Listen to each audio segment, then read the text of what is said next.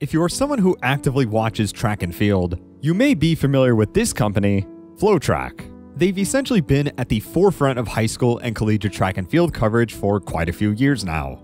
In recent years, though, they've slowly but surely seeped into the professional scene, as things like the World Continental Tour, grassroots events like the 10, and just recently, the prolific Diamond League Series, all will now require a FloTrack subscription soon if you're in the US.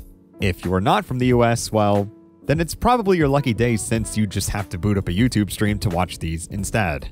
This is not going to be an unbiased video dissecting whether or not FloTrack is a good company for athletics, nor is this just a simple response to their recent acquisition of the Diamond League broadcasting rights for the US. No, I'm here to explain why and how FloTrack is a dogshit corporation shrouded in subpar management and production, and that their monopolization of high school and collegiate track and field is a grotesque display of power that a once respected company should have never taken advantage of to this degree. But how did a company whose origins were so well intended at the time turn into the athletics boogie monster that it is now?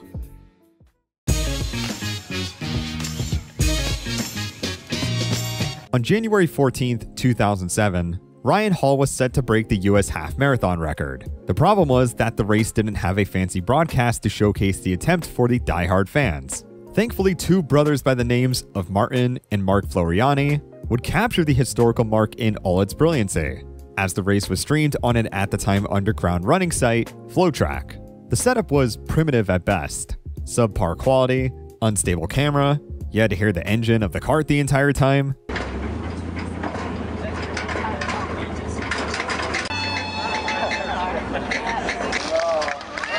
But talk to anyone who witnessed this happen live, and they will likely tell you nothing but great things. The ability to watch a race in 2007 that wasn't an Olympic or World Championship event in real time was pretty damn cool, and the site gained massive respect from the track and field community as a result.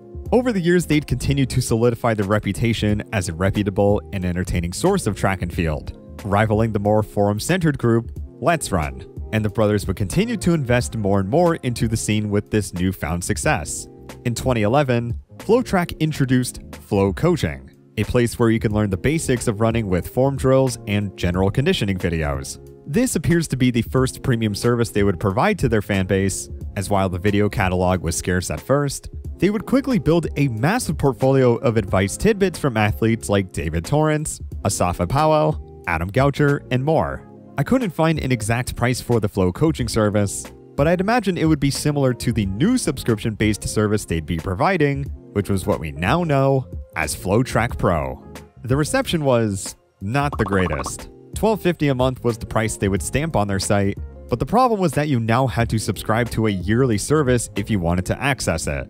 And given how annoyed the comments were, it didn't seem like there was an alternative to pay monthly, which we'll find later would be priced egregiously. However, they did seem to assure track fans that regular content would continue to be provided, and that with more funding, it would even increase the amount of things to watch for the common viewer in the future. Just a few months before this, FloTrack had actually acquired MileSplit, the most popular site for high school running by far, so the company seemed to be making financial moves left and right.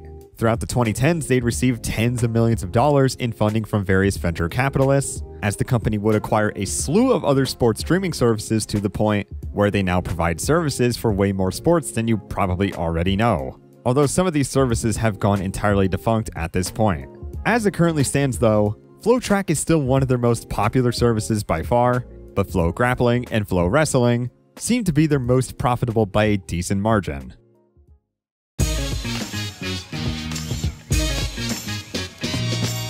Now that you understand the general gist of how FloTrack got to where they are now, why do people hate them to this day? With all the money they've raised and how far technology has come, surely they would be able to provide quality services to some degree, right?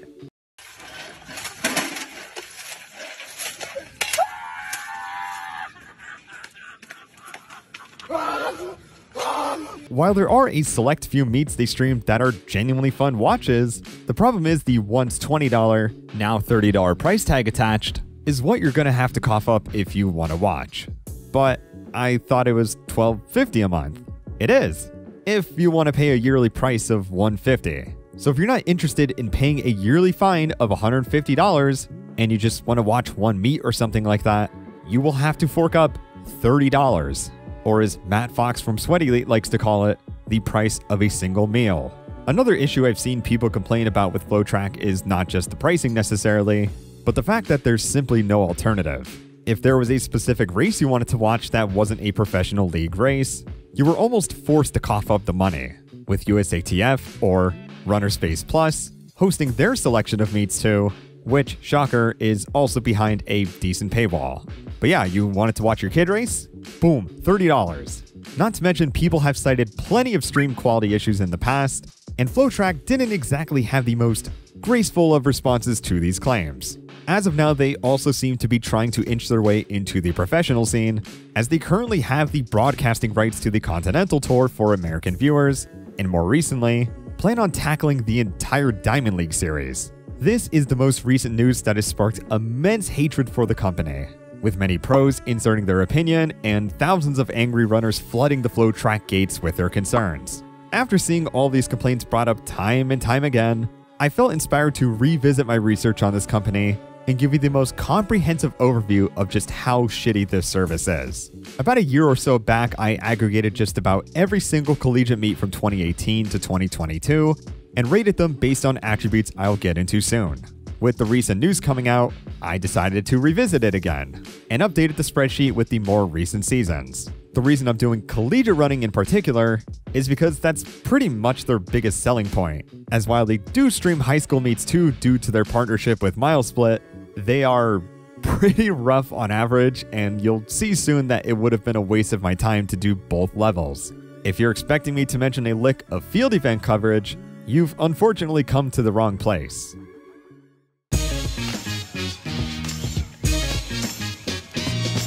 So when judging the quality of these live streams, I'm going to consider a few basic factors. How does the picture quality look? Does it lag often? Is there commentary? And if so, how engaging is it? Are the camera angles good, and can I see the race unfold the entire time? How does the overlay look? Do I know what race is happening and what is happening in the race? This seems like a decent amount of things, but again, I'm actually looking for pretty basic factors, which is very courteous for a service this expensive. You'll see throughout this journey that it seems relatively promising at first with a few blemishes, but I will slowly start to lose my goddamn sanity as I scroll through stream after stream. Some I watched for enough time to get a proper, sound judgment, while others I didn't need to watch for more than 10 seconds to give you an immediate rating, mainly due to the stream missing a key component or components that are outright inexcusable. We're going to be basing these ratings solely off of the collegiate meets since that's their most popular form of streaming by far. Last time I looked at the high school meets, I rage quit like 5 meets in, and in case you don't believe me, I'll run through a few just to give you an idea.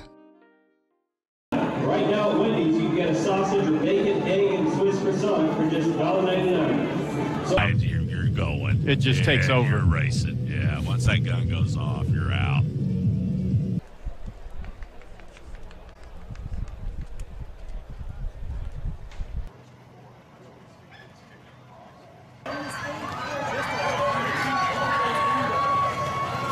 Lastly, we'll be basing these ratings off of the $12.50 a month pricing point instead of $30. If we based it off of $30, these ratings would be catastrophic, so we're gonna have to give them a little bit of leeway, which, trust me, they're going to need every bit of. For the 2018 to 2019 season, I gave it an average score of 7.18. Their cross-country meets on average were pretty solid. Their indoor meets were a bit all over the place, and their outdoor track meets weren't that enthralling until the championship-oriented meets came around. There were 6 separate meets I straight up gave a 2 or less on, and that's mainly because there's literally nothing to look at on the screen, or there's no race timer, which is a common theme you will see me dunk on this entire time. Like, I don't get it. How is this even remotely acceptable even for a free stream, let alone for 6 separate premium ones? It's a track meet. The timer is the single most important metric a viewer could possibly have, and they just don't have it on multiple occasions. A lot of other meets, I just note very bland or uninspired commentary, mainly the type that just kind of meanders their way throughout where they point out the obvious with not a lot of input. A lot of it is usually solo too, So you're just going to hear the same tired voice for hours straight with that rare person that actually cares about what's going on. Overall though, not a terrible timeline to be paying for FloTrack, but this is sadly the best they've had to offer in the last 5 or so years. For the 2019 to 2020 season, we start to go down to a 5.91 out of 10. I actually enjoyed most of the cross-country races, but then for the regional races, which on paper should be pretty important, especially in D1, there were 7 separate streams, I believe, where some guy just aimlessly wanders around on his phone or camera for hours, occasionally capturing the race, which is really just the finish line.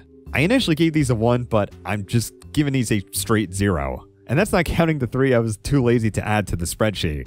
The first few indoor meets were garbage too, and the only good one I listed was where there were professionals present. I noticed that all of the ones that were partnered with this company were just straight up unwatchable too. So FloTrack basically acquired the rights to the worst stream possible and genuinely expected to charge parents $30 to see their kid on screen for 2 seconds at a time. No outdoor tracking happened this year, so let's just get to the next season. From 2021 to 2022, we were almost below the 5 mark at 5.12.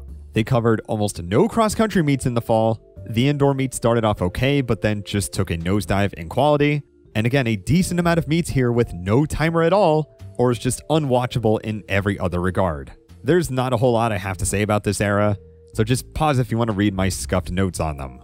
From 2022 to 2023, I gave it a 4.06 out of 10. One good cross-country meet was the Lou Classic again, but almost half of them were completely unwatchable, and the others weren't even that passable either. For indoor, there were a few standouts I really enjoyed, like the Don Kirby invite or the MPSF Indoor Championships. But there were 8 separate meets that were unwatchable, and the rest were just whatever. A common theme was that the GVSU meets were often terrible quality whenever they streamed there, but the real standout, the real knockout, was the Wildcat Cardinal Warrior meet where for 4.5 hours, it's just a still shot from like 100 feet away.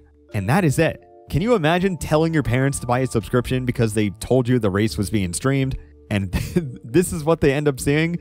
Yeah, no question this one's a 0. The outdoor season was even worse somehow, as while the Penn Relays and Bison Classic were good, there were 9 separate meets here I gave a 2 or lower, the last 6 which were back-to-back. I'm just going to play some clips of these with some descriptions, and let you understand what exactly I'm talking about here.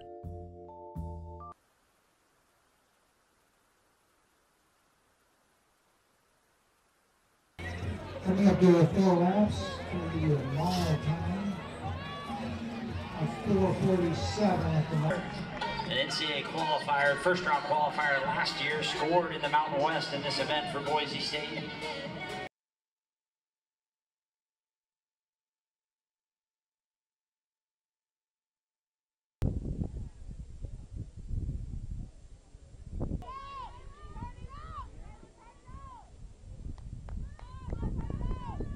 Every time she jumps over the water hazard, and once again, it seems the water helps her out, just gives her a little boost. Okay, for the 2023 to 2024 season, which has still yet to finish to be fair, we currently sit at the lowest overall score yet by far, at 3.1 out of 10. There was not a single redeemable collegiate cross-country meet they streamed this year. A lot of them were just from a D3 conference they acquired the broadcasting rights to lately, and the streams were, again, completely unwatchable or just pointless. The Lou Classic, out of all things, tanked in quality for no reason despite it being one of the best meets they could possibly stream a few years back too.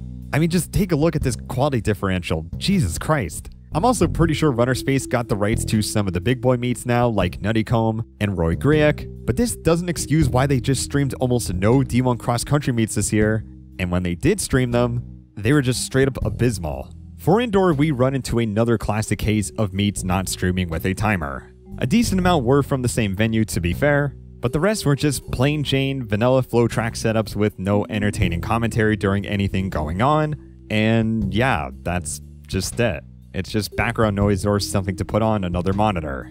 Out of the 46 meets I scoured through, I genuinely enjoyed just one. One of them, which was the Big East Indoor Championships. Solid quality, solid commentary. I was not complaining at all when watching parts of it. With that said, the overall average for every single collegiate meet I've looked at on FloTrack's site, you are expected to get a 5 out of 10 experience, which is realistically much lower if we account for the last few years alone. If I'm being even more honest, some of these ratings are probably pretty generous to you. Because again, if we compare a single meet of these to other streaming services that are cheaper and objectively better produced, you may not even enjoy a single meet FloTrack streams. Alright, maybe that's a bit dramatic, but there's probably very few meets you can tolerate here. Most of the time they're even rated somewhat well. It's because there's gonna be pros present or that it's a major championship event. So if you're a die-hard fan of collegiate running, you will get completely scammed expecting quality stuff here. Alright, so I'm just gathering footage for the rest of this video, and I realized that there's like 4 streams today, so we're gonna check these out. I have not watched these yet. I opened the first one for like a millisecond, but then I realized I want to get my live reaction for these, so let's open all 4 of these up. Alright, so we got no timer. No anything. Barely any audio. 0 commentary. It's just wind. it's just This is so bad. I mean, the camera quality's fine-ish. I don't even know what I'm streaming. Am I streaming at 1080? Yeah.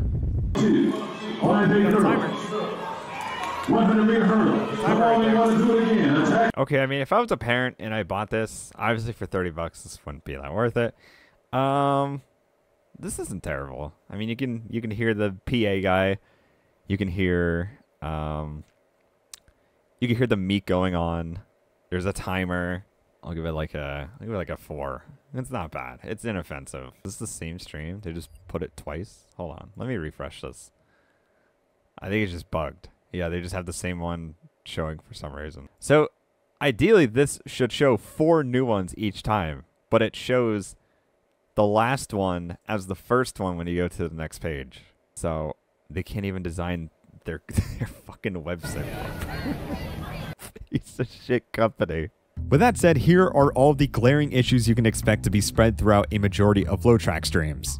For starters, a lot of the time you will hear one commentator for the entire duration of the meet. The commentator is often either unenthusiastic, bland, and even during the more stacked events won't bring much to the table. The video quality drastically varies too, as a great chunk of meets are not streamed in 1080p 60 FPS, which should unquestionably be the standard if you're paying as much as you are. Sure, for cross-country meets, I can see having to lower the bitrate or having occasional connection issues, but other than that, it's unacceptable. There were also times where it was just a still shot of the meet and nothing more, some didn't have sound at all, and others were just this ugly concoction of blatant production errors. Not to mention throughout the years, they've consistently gotten worse and worse somehow, churning out content that's buried under an avalanche of flaws that most people wouldn't even watch for free.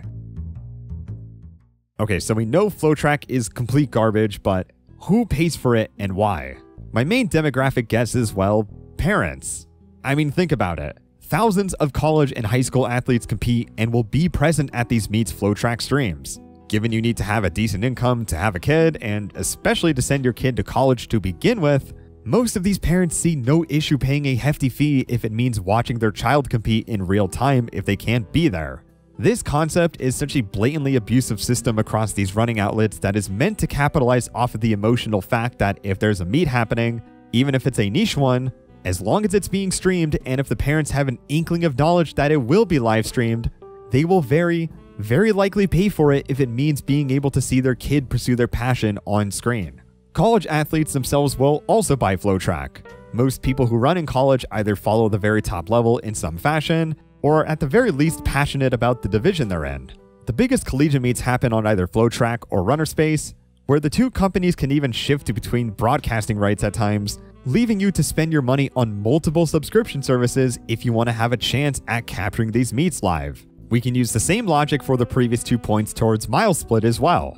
And while you can get MileSplit and FloTrack in one package, it's only annually, and we've already established that it would be not remotely worth it given their select months they might not even provide okay streams. So for the average high school kid who just wants to watch a few meets throughout the year, and maybe look at their own results, they will need to purchase a MileSplit, FloTrack, RunnerSpace, and probably a Peacock subscription this year if they want to catch the stuff they want to watch without committing to an annual payment.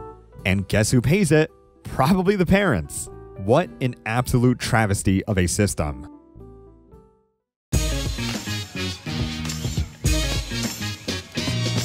When I first used MileSplit in high school, which again is owned by FloTrack, I remember you were actually able to see your own and other athletes' results, and that the race videos and in-depth rankings were the only things that required a subscription.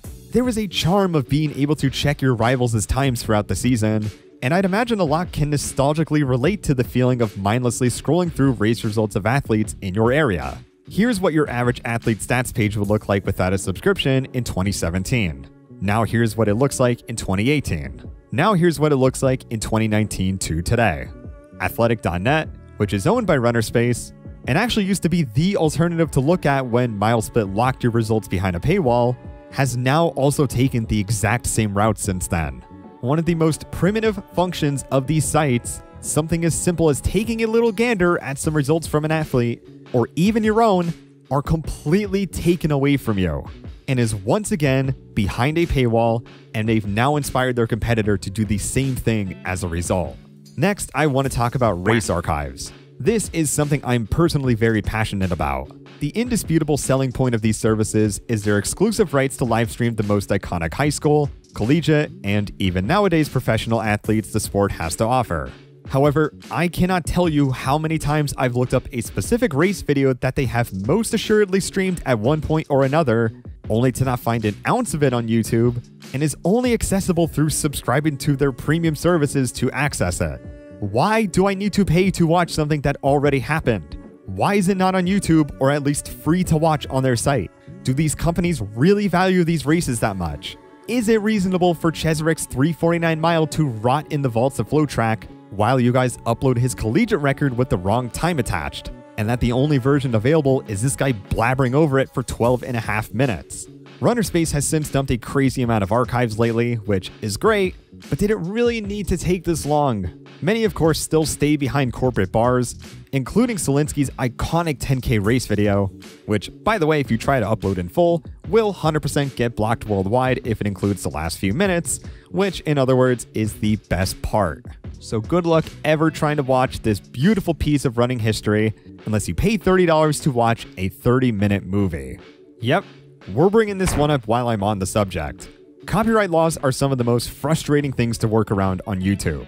Use one too many seconds of footage or music, and all of the revenue goes to the big cats upstairs. Some will just take the money from your video, but FloTrack will actually sometimes prevent your video from being seen in general, which is crazy because the alternative is that they could just take the money for it and people could still watch it, which would seem like a net positive for both parties. Runnerspace doesn't have any automatic restrictions put in place, which would make you think they have more lax rules since every major company has Content ID put in place.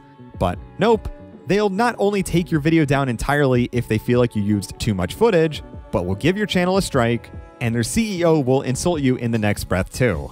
Sorry, I just had to include this one. You're still a piece of shit, Chris.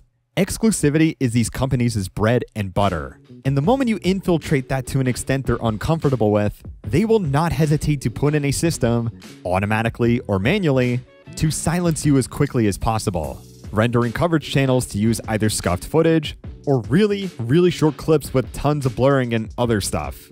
This is why I constantly have to use very short clips, or I have to be blurring and making the footage darker, because I've had people complain about why I do that, and there's a very specific reason for it. As a quick last note, I also cannot stand how FloTrack will not tell you the price of their services until you go through the process of signing up. It's not the biggest deal in the world, but there's something so disingenuous about not showing the price of your own service anywhere on the site unless you Google it yourself, or you go through the process of signing up first.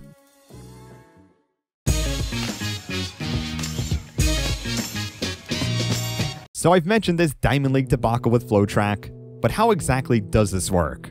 And can it work? In short, the rights to broadcast the Diamond League series were up for grabs, and NBC just did not see a reason to further invest. FloTrack, for whatever reason, had the option to acquire the rights, and will now possess them for an undisclosed amount of time.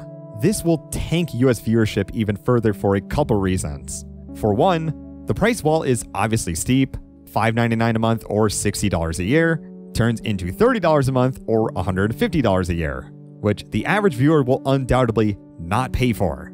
2. FloTrack pulls in objectively low numbers. In their 2022 media kit, they had 6 million unique monthly visitors throughout their entire sports catalog. That is embarrassingly low. This metric here is only just for the most recent month, but yeah, they are pretty down in the dumps for viewership on their site compared to other running outlets. These metrics alone should not sell you on FloTrack changing anything anytime soon. They don't have the infrastructure, nor the numbers to pull anything promising off. They just yoinked the rights for the Diamond League and are going to try and profit off of it as much as possible for the few thousand people that will buy it, which is probably a generous guess, to be honest. I'm honestly not sure what the future holds for American track and field, at least in terms of viewership. We just seem to be getting screwed over when it comes to investors and the companies that happen to be taking charge. FloTrack has been slowly gaining the rights to major marathon events and the Continental Tour for American viewers. They've restricted free attributes for MileSplit even more, to the point where you can't see a single result of yours without paying, and their iconic Workout Wednesdays are now just completely outclassed now by Track All Access, a free-to-watch YouTube channel who, interestingly enough, is ran by someone who left FloTrack and is now making the best behind-the-scenes videos we've seen in years. They have no semblance of macro marketing the sport. They only exist because just about nothing else exists, getting their foot in the door before anyone else did, and they will try to snag any broadcasting rights they possibly can and just put it behind a massive paywall. The fact that Runner Space is our only other alternative is a tragedy in and of itself too, especially since I refused to give them a single penny to them after how they treated me. The problem is, I don't have a solution at all. The average person who uses FloTrack probably doesn't care about what their intentions actually are or what they provide on average. Most of them that pay are in as quick as they're out, and some probably just let their subscriptions rot for months at a time until they need to watch their kid race again, or would fall victim to the annual subscription, a manipulative pricing strategy that's meant to make you think it's a good deal, when in reality they provide okay content a couple months out of the year, and even during those couple of months you're gonna have quite a few stinkers. Before the Diamond League announcement, there was no one publicly bashing FloTrack consistently in any fashion, as many American fans had resorted to a stance of acceptance, when in reality it should have been a stance of reluctance at the very least. Furthermore, no one is willing to take the risk and genuinely invest money into American track and field despite the US having tons of athletes with major followings, and just decent numbers on all levels. I guess to be fair, the oversaturated market of American sports make it incredibly difficult for previously established sports to gain their footing again. And while there are some glimpses of hope, I fail to see how this could change things on a macro level, especially with something as big as NBC just giving up entirely on track. But I will try to hold some semblance of optimism. In the end, FloTrack is no longer a company for the fans or by the fans. It's just another branch of their corporate motto to take over every niche area of sports they possibly can and price gouging the daylights out of it. Our alternatives are slim, and our choices might grow continually slimmer. The fans don't like FloTrack. Athletes of all levels seem to not like FloTrack either. So please tell me, who the hell likes them? I have seen people speak out on various platforms about their disdain for the company, and those words are very much needed. But it's really not enough. There are countless other platforms out there, individually or collectively, that realistically should be calling these things out instead of just mindlessly reporting them or staying entirely silent. But you know who you are, and you should be probably saying something. FloTrack knows the Diamond League decision might be the final nail in the coffin for US running viewership, and they're content with it. With that said, here's a list of things you shouldn't do to stream Diamond League events next year that will save you a lot of money, and can maybe help for any other events you want to stream through FloTrack's platform. But again, do not do this. I really wish you wouldn't do this.